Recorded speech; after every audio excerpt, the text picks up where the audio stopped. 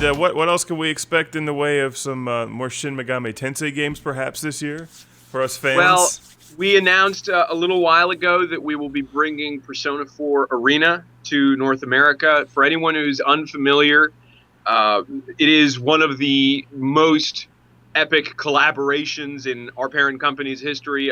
Index Corporation basically is teaming up with, and Index Corporation is the corporate name for Atlus, teaming up with Arc System Works, the masters of the 2D anime fighter games like Blaze Blue. Blaze Blue is awesome.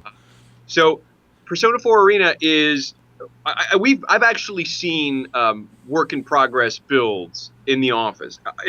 This is not just someone who's paid to say this. Totally, no one is really going to believe that I can separate the bias. But from every last detail, the UI, the character art, the sprite work, the backgrounds. Obviously, they're doing the same kind of great work they did with layering 3D and 2D elements when it comes to the backgrounds.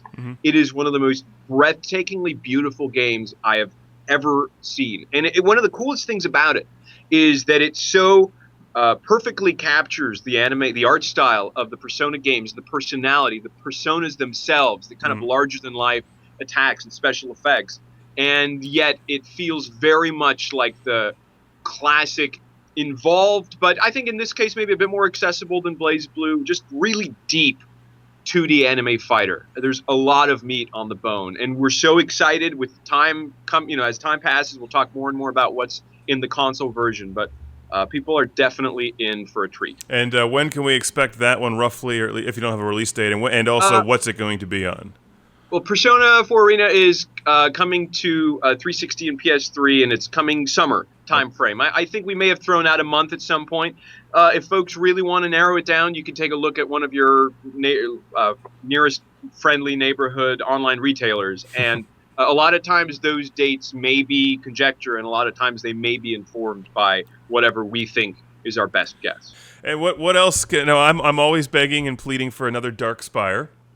I'd love to see more of the Donpachi and Dodonpachi games. I have those on Saturn, and the old Atlus logo flies in, and every time I talk to you, I bug you about Dodonpachi. Well, we got. So check this out. We got a couple more titles to talk about, and they are a PSP game coming out in 2012. I don't think it really gets more bold than that. We have Growlancer 4, or we're calling it Growlancer Wayfarer of Time. And it is a title that has been, we had Working Designs put out Growlancer Generations, that was 2 and 3 back in 2002-ish, I don't know, a PS2.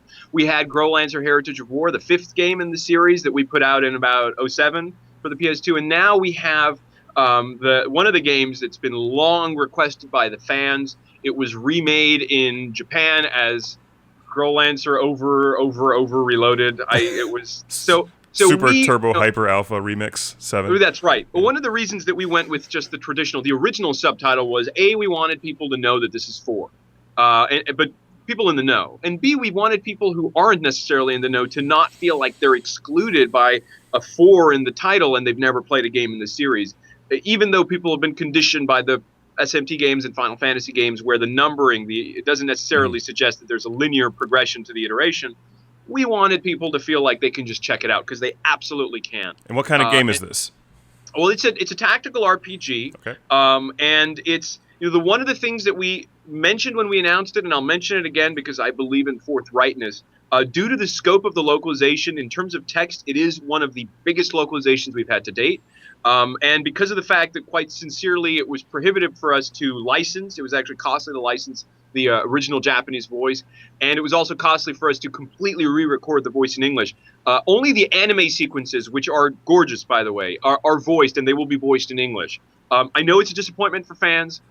We, whenever possible, it's not even a consideration for us to make these kinds of changes, and we always try to look into dual language too whenever it's possible, just so our fans are aware. But in this case, it's one of those situations where it wasn't the most feasible thing for us. That said, it's a tactical RPG, and it takes place in this world that basically people are under the impression that a threat once long forgotten is no more, and a couple of heroes, or a couple of young kids.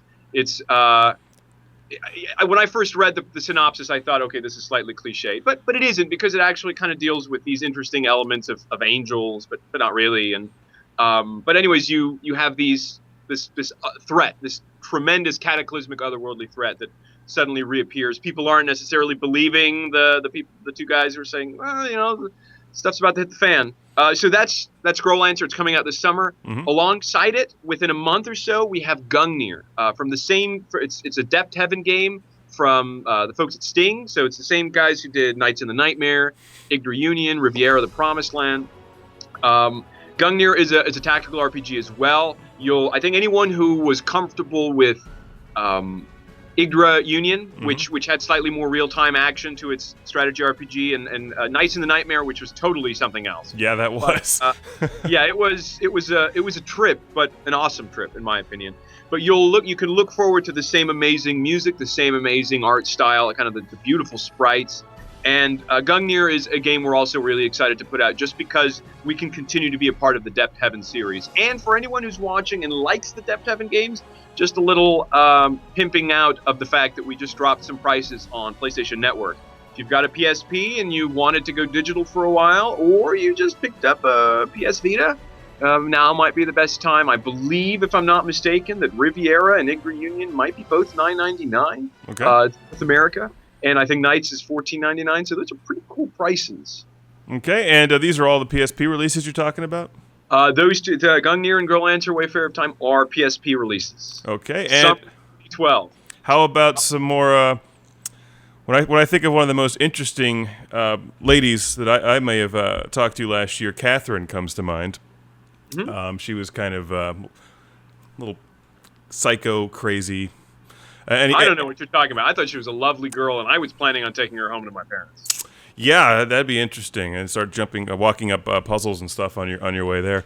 Can we expect any more from Catherine this year? No, I think it's safe to not expect anything more from Catherine. I do think, and this is just quoting our parent company in Japan, that when Catherine was released, that they said that they were thinking about Catherine as a franchise, as a property. Obviously, the game exceeded their expectations, exceeded our expectations. Who would have thought that an amalgam of, yes, sexiness, but also horror and the psychological exploration of relationships and commitment and puzzles would be such a compelling combination, but the developers hit it out of the park. Oh, it was a great game. I don't know what the future holds. That's the kind of thing where usually I think fans can realistically just look to Japan for the first news. But based on that quote, and for people who are fans, hopefully if we all close our eyes, cross our fingers, cross our toes, and we close our eyes so people can't tell that we're crossing our eyes too. Hopefully the positive energy helps out.